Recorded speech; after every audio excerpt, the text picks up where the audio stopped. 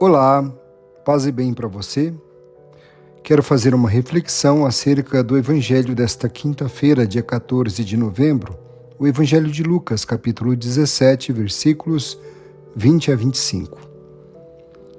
O texto do Evangelho faz parte de uma seção chamada de O Pequeno Apocalipse de Lucas. O grande Apocalipse se encontra em Lucas 21, 5-36.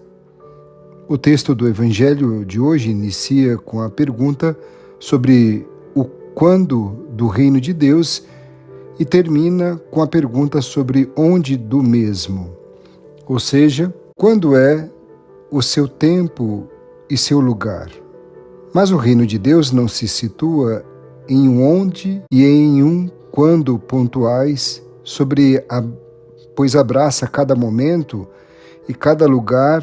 O reino de Deus acontece onde e quando o homem orienta a própria vida segundo o julgamento de Deus. Por isso, Jesus pede aos discípulos para abandonar toda a nostalgia do passado e a ânsia do futuro, a fim de viver o presente com atenta vigilância e fidelidade responsável aos ensinamentos do Senhor. Dentro do discurso apocalíptico ou escatológico, fala-se do sentido da nossa vida, da morte e da presença do reino no nosso decidir por Jesus. A partir de Jesus, em quem acreditamos e a quem devemos seguir, a finalidade de tudo não é o triunfo da morte, mas da vida, pois Jesus é a ressurreição e a vida. O reino de Deus é o reino de vida e de amor, pois Deus é amor. Aparentemente, o mal vence, mas, na verdade, o bem é que sairá vitorioso. Sim, tudo ficará claro no dia do Filho do Homem. A vinda do Filho do Homem é a vinda da esperança para quem confia nele. Dentro desta esperança, a história profana é o lugar da salvação de Deus. Na passagem do Evangelho desse dia, Jesus quer que abramos o coração e os olhos para perceber a presença do reino de Deus em nós, entre nós e nos acontecimentos da vida. O reino de Deus não vem ostensivamente, nem se poderá dizer está aqui ou está ali, porque o reino de Deus está entre vós, diz Jesus no Evangelho de hoje. Quando estivermos abertos ao impulso interno do Espírito Santo e dispostos a segui-lo, descobriremos os benefícios que nos traz. Tudo o que se pede de nós é a decisão de prestar atenção a este impulso. A interiorização talvez não seja uma reação espontânea para muitos de nós, porém, podemos aprendê-la. Nosso guia interior deseja ser ouvido a cada passo de nosso caminho no dia de hoje. A escolha de prestar atenção a ele será muito fácil quando já conseguimos desenvolver confiança nessas mensagens de nosso coração. Há um propósito em nossa existência e podemos atingir esse objetivo quando agirmos de acordo com as mensagens de nosso coração. Não devemos suportar as coisas que violam nosso interior e nossa integridade. A paz trazida ao preço da violação do espírito não é uma paz verdadeira, e sim apenas uma forma de opressão. Quando eu ouvir a verdade e o amor, serei guiado para o melhor. Os fariseus voltaram a fazer sua pergunta para Jesus e desta vez sobre o quando da vinda do reino de Deus, e eles perguntam sobre o momento exato da vinda do reino de Deus. Quais são os seus sinais? Trata-se de uma pergunta apocalíptica.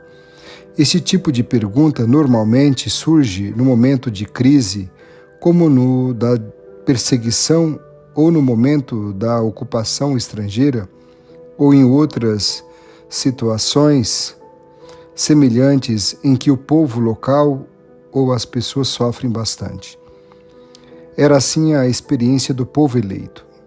No tempo da perseguição e do domínio estrangeiro na Palestina, o povo começou a se interessar sobre a chegada do reino de Deus para acabar com a perseguição e o domínio do poder estrangeiro, que era considerado como um poder pagão. Em outras palavras, dentro desta perspectiva, para os judeus na época, os sinais do reino de Deus seriam uma força espetacular e um poder avassalador que eliminaria o poder estrangeiro, no caso aqui o poder romano, a fim de restabelecer o reino esplendoroso do rei Davi. Na mente dos fariseus estava viva a memória da libertação da escravidão do Egito, que despertava a esperança de acontecer a mesma libertação, desta vez do poder estrangeiro, ou seja, do poder romano instalado na Palestina.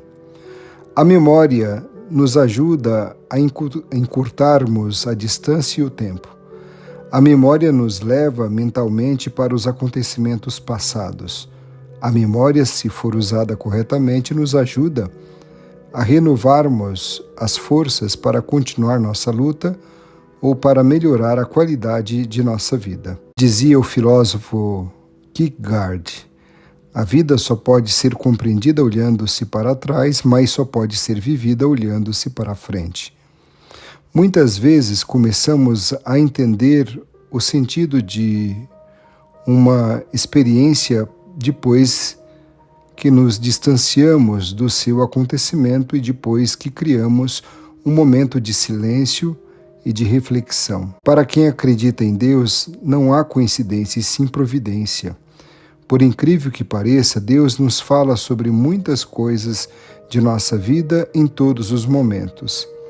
A vida e o universo são o livro divino em que Deus escreveu algo sobre nós e, obviamente, sobre Ele próprio. Basta termos tempo para reler nossas experiências na tranquilidade de nossa meditação, a fim de encontrar seu sentido.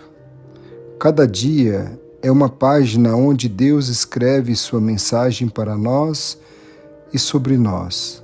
Nenhum dia pode nos atrapalhar na leitura da mensagem de Deus. Cada dia é uma página nova de nossa vida. Jesus respondeu aos fariseus com as seguintes palavras: o reino de Deus não vem ostensivamente, nem se poderá dizer está aqui ou está ali, por de mútuo respeito, de comunhão como irmãos, de entrega pelo bem de todos, a exemplo do próprio Jesus, e por isso está ao alcance de todos. Em Jesus se realiza o reino de Deus. O reino de Deus está entre vós. Jesus é o Rei de amor, de fraternidade, de dignidade, de compaixão, de reconciliação, de esperança. Vivendo como Jesus viveu, será cumprido em nós o que o Senhor nos disse hoje.